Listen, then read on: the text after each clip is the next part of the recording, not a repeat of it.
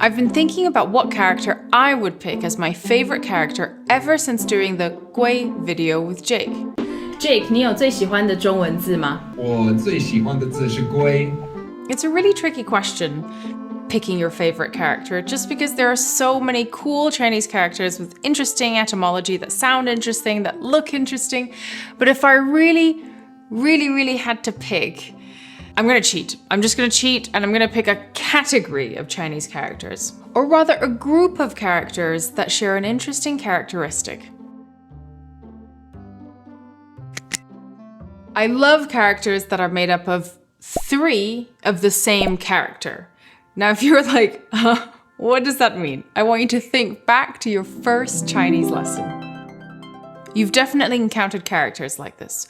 Remember that story about how many trees make a forest? So 3 moons make 1 sen.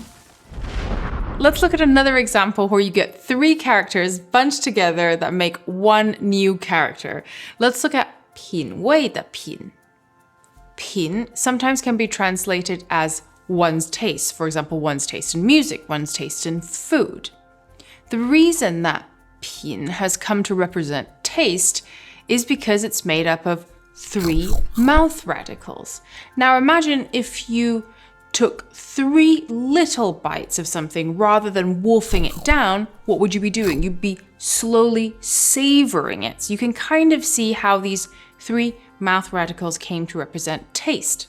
There's another theory behind the etymology of the character 品, being that imagine if you were making an offering to the gods, right? You're laying out tons of little things, tons of little bowls of things. And that's how it's come to mean many things. 品相物品. The reason that I went into the etymology of the character 品 is because when encountering 三叠字 or characters that are tripled that you don't know, it's worth going, why would the ancients put 3 of something together? What were they trying to say? So for example, when you see this character, 他 or da, yes, that's right, that is 3 dragons put together. You can think, what would they be trying to express? It just so happens that this character represents a bunch of dragons flying through the sky. Fun fact, Da happens to be the character with the most strokes in modern Chinese. It just becomes a teeny tiny blob when you have it a smaller font size. Here's a challenge for you. How quick can you write the character Da? Now, we Skritter are the nerds of the Chinese learning community, and we love Chinese characters. So we're going to share some more 三叠字 with you today. Sure, they may not be the most high use of characters, but you do see them in the wild, and it's always fun to learn more characters. Let's look at some animal-themed 三叠字. We'll start with the character 奔 that is made up of 3 cows. Now, if 3 cows are charging at you, or a lot of cows are charging at you, you could kind of call that a stampede, or people rushing or running towards you. 奔 is actually an alternate character for the original character 奔, as we see here.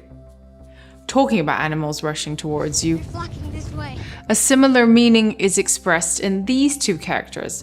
标, where you see 3 dogs, or 3 horses. One final animal-themed 三叠字. Let's look at the character 鲜.